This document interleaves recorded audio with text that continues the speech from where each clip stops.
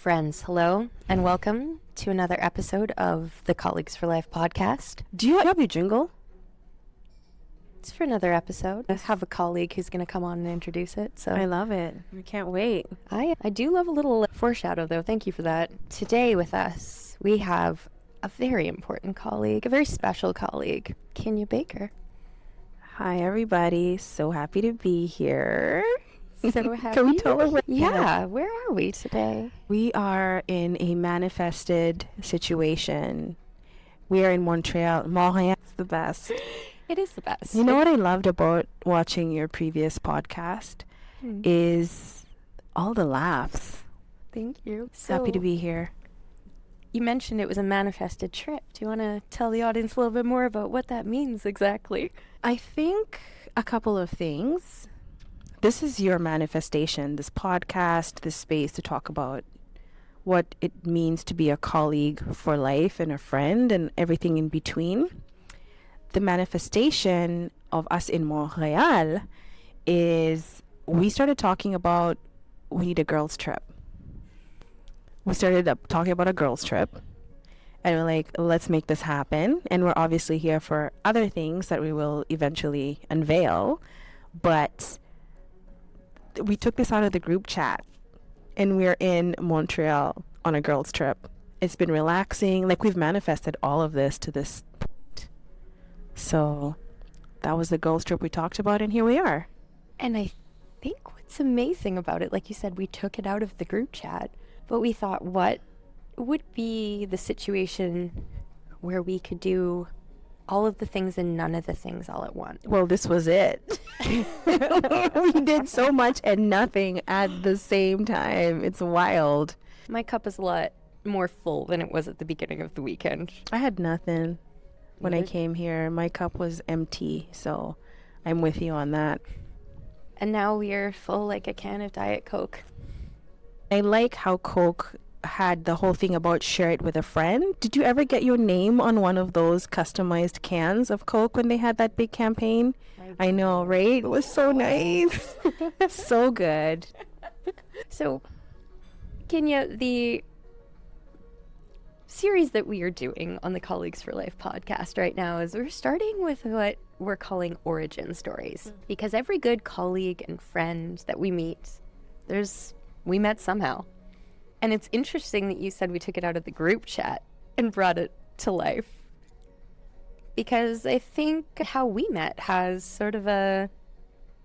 That's our origin. It's our origin story. So do you want to tell us a little bit, how did we meet, in your opinion? It's interesting because every time you ask a couple about that, they have a different version. So let's see if ours will corroborate. Because I have a very clear remembrance of that particular day that we met and how we met, and happy to have you fill in the details in case I miss any of them. But basically, Meg and I were a part of, I guess it was like start of the pandemic, a virtual community of practice for practitioners in the mental health and wellness space. And we both attended one of their monthly calls, which was so clinical and pathologizing, and I personally felt like it missed the mark. And so what happened was they were having this whole conversation, and I sort of added my perspective that it's possible that we should probably think about adding other elements to their understanding of the impacts of mental health and wellness. And I basically just said, can we consider intersectionality? I remember that detail. And Meg messaged me on Zoom and said, thank you so much for saying that. And then we just sort of started chatting back and forth. And I think we said, let's connect on LinkedIn or something. That part is a little hazy for me. And then all I remember is our first meeting after that. I don't know what happened in between. I don't know how we were communicating for us to get to meet. Maybe you can help fill in the blanks for that. So I think we met up pretty quickly. because we figured out we were in the same city. This working group, I believe, was Alberta. It was Alberta White. And we weren't even that far away from each other. So we picked a spot. Vendome. It's a lovely little coffee shop in Kensington in Calgary near the train station. So that's my recollection. What about yours? And we had such a great conversation, and at some point we just had to like go like, okay, we have to do this again because it was not going to end. And that was 2021? Would have been 2020.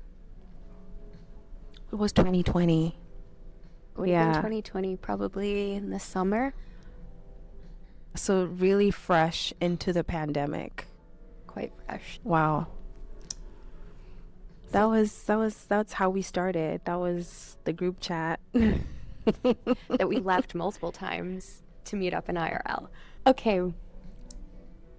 I know we have a journey between then and now, and we can take this whatever direction you want. We can talk about that journey. We could also talk about the now. What's going on for you? What are you about? Where are you in your journey? What's happening? I guess since that time when we initially met, there'd been lots of changes. So 2020, I had just gotten married in 2019, so still very new in my marriage at the time. And I was living in Calgary at the time. So obviously the now is I live in Ontario. I'm a mother.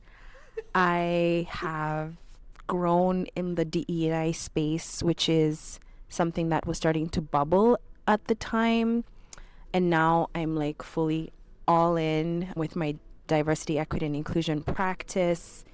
And I'm in a whole new environment with a whole new community, a whole new village. And the beauty of COVID was that it really opened up opportunities for people in the work that I do across the country to make a greater global national impact. Can I tell you something that I remember about one of our early meetings? Tell me. Okay.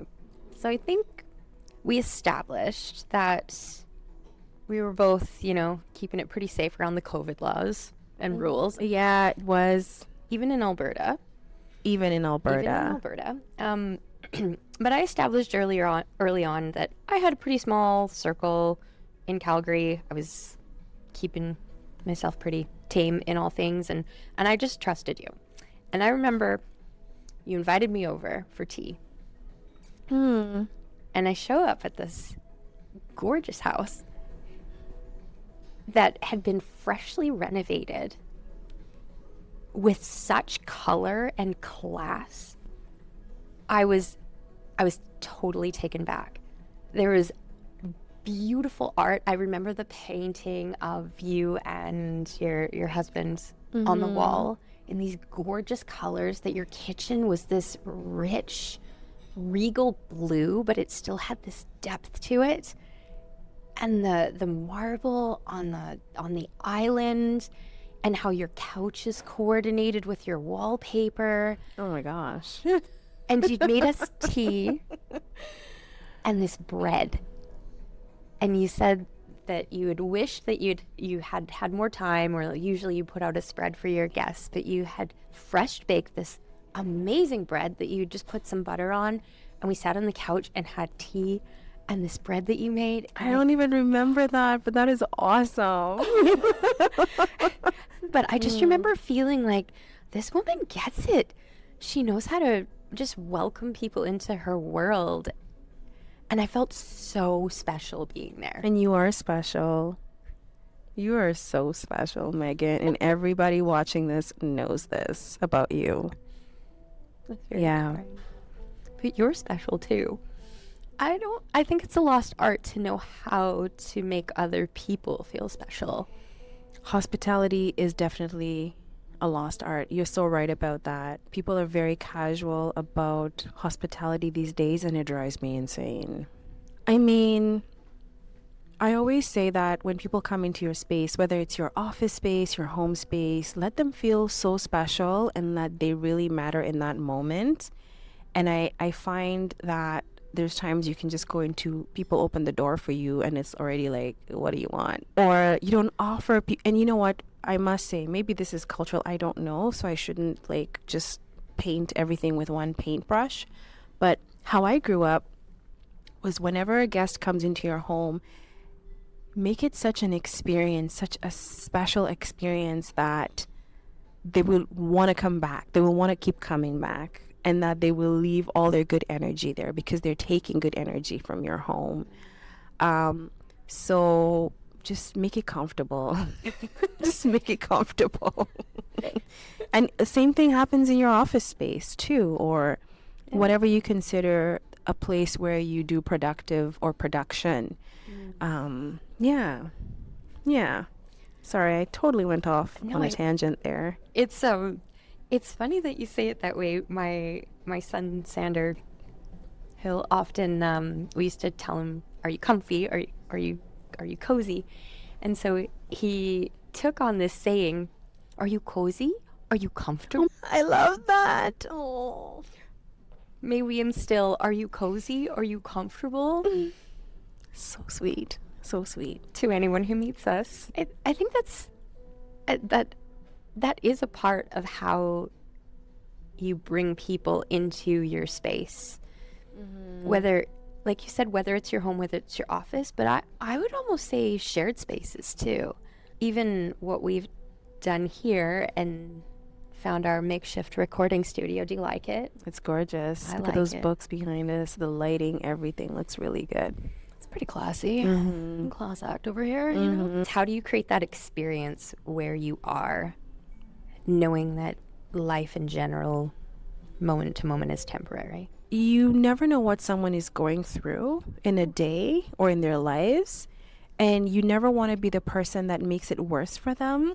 So I hope that every encounter, if we could move with intention towards creating a space where people feel good after being in that space, then we're doing the right thing. There's opportunity everywhere. And there's opportunity for kindness. More about that. I once read a quote that said, "Be kind. You don't know what battles people are facing."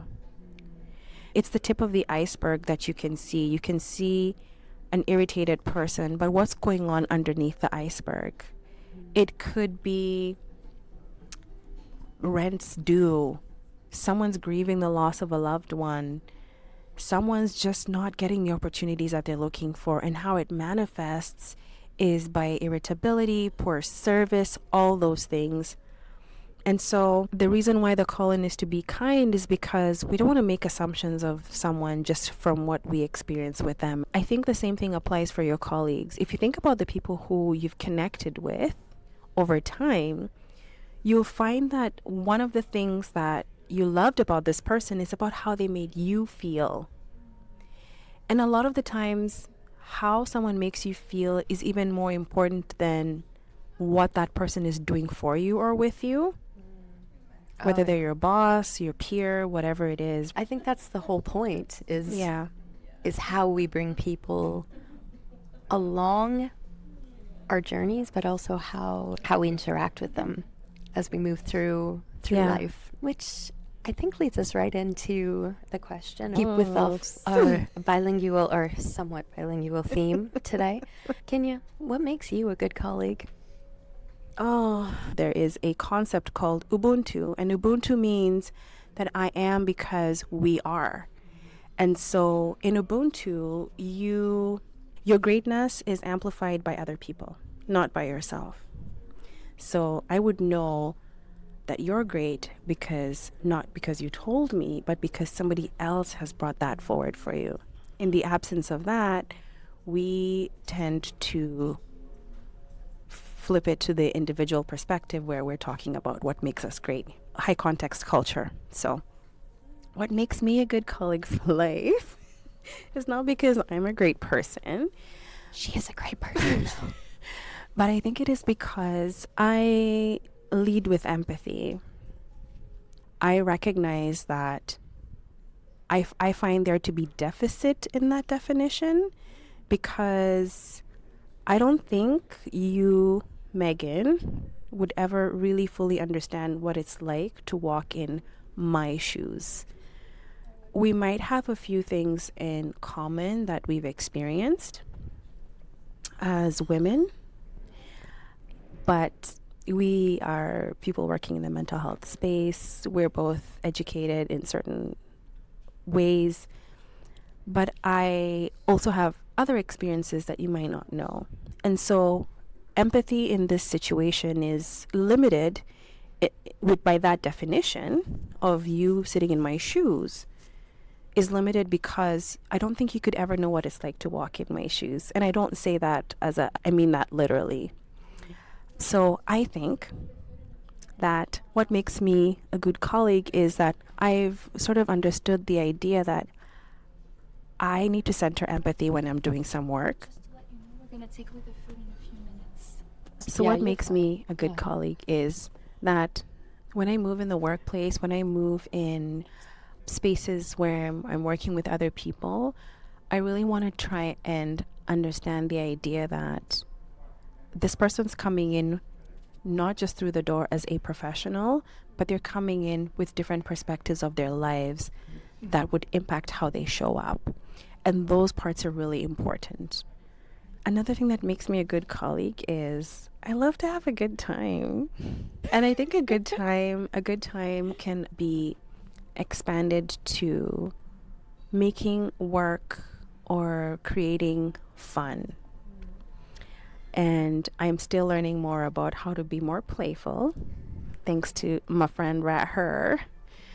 But I think just not taking things too seriously.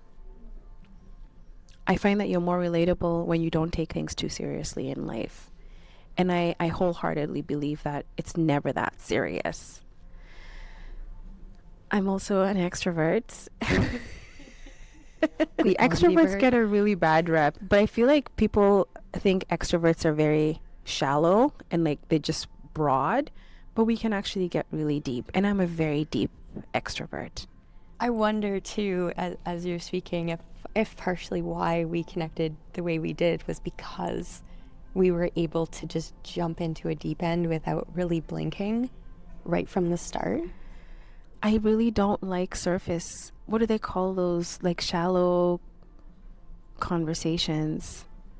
Yeah, if I can't get deep with someone, then I can't do it.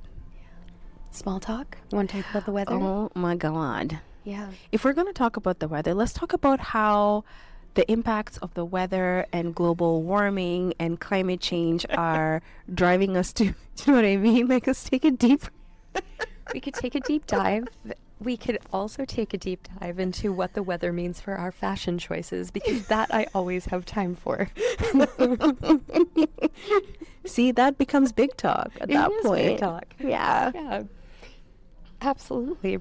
Yeah. I would agree. Circling back to your comment and your new framing, or not new framing, but your lens on empathy, which I do believe is a definition that needs to be expanded to include just recognizing that no matter how many things we have in common, even then we still have unique experiences based on the many things that are different, Yeah. as many as there are the same, but that experience is unique within itself. Absolutely.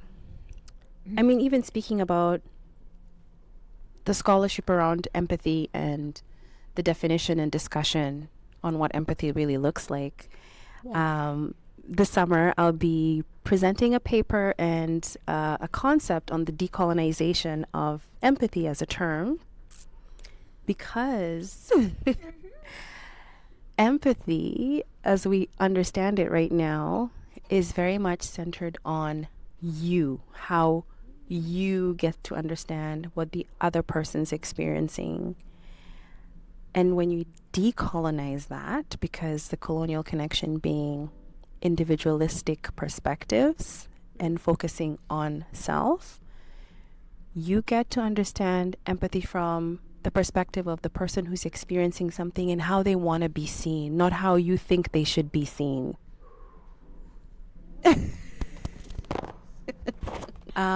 So there'll be more coming around that. I'm still doing a lot of research, just connecting with even just Indigenous scholarship around how the understanding of empathy would have been perceived in communities that have been colonized or that are recovering or decolonizing, uncolonizing, however people want to refer to it, but also tapping into some of the nuggets of wisdom from different cultures, including the culture that my people are from.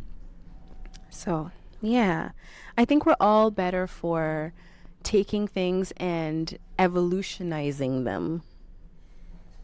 Have you heard about the 5 characteristics of white supremacy culture? It's a great conversation, and I encourage people to go out there and just look it up. Yeah. But the reason why I brought that up is because you said this thing of, you just said something now that sparked my memory of that piece of literature. We've always done it this way. Paternalism, which is one of the characteristics. Shout out to Coco in Montreal for bringing that work to Canada from some scholarship in the United States. It's, I think it's an interesting conversation of how we live in the present, honor the past, and have a vision for a future.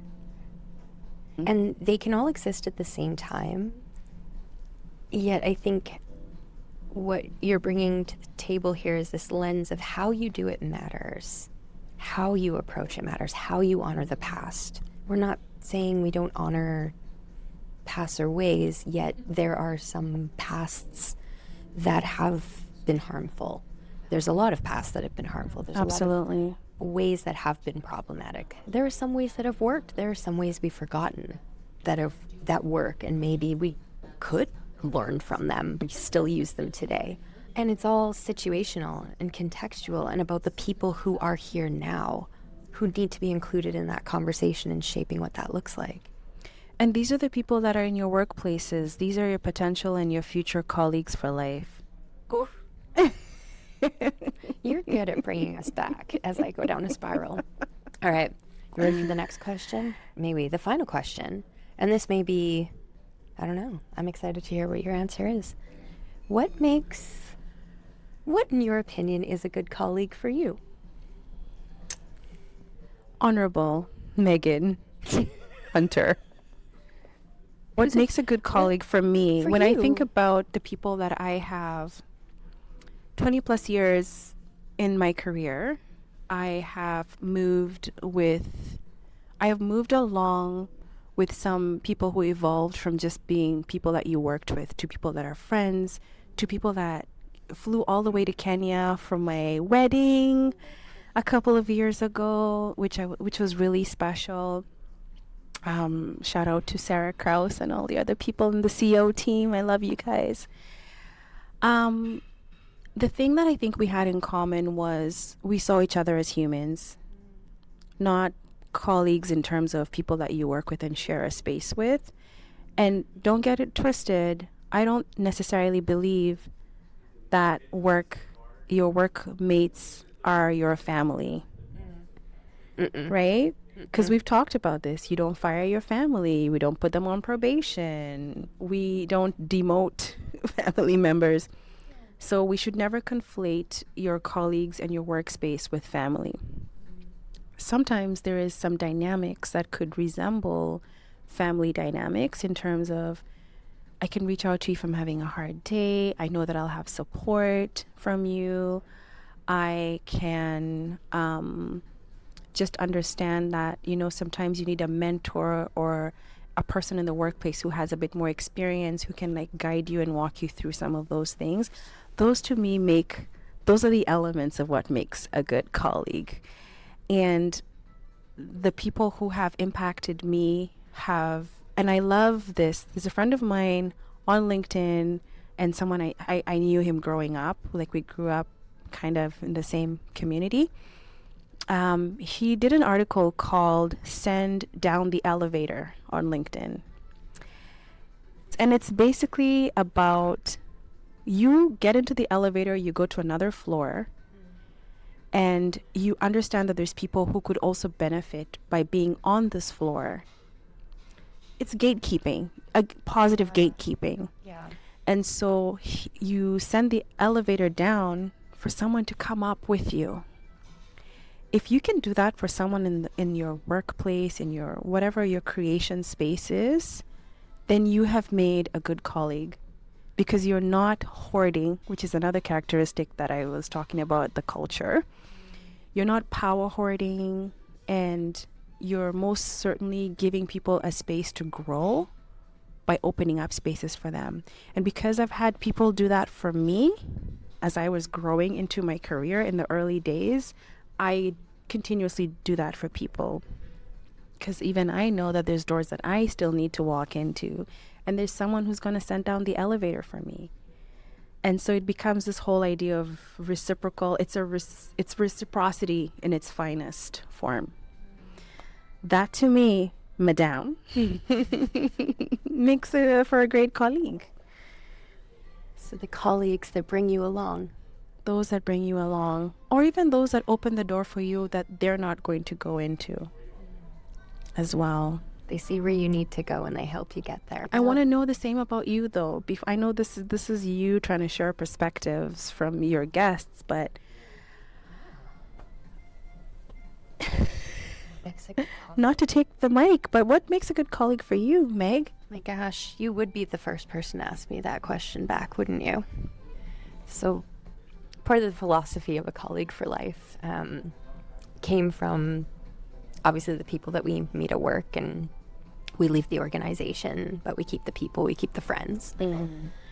Part of it too was on a, I guess, more of a philosophical lens, from the idea that as beautiful and complex and layered and whatever life is, it's work.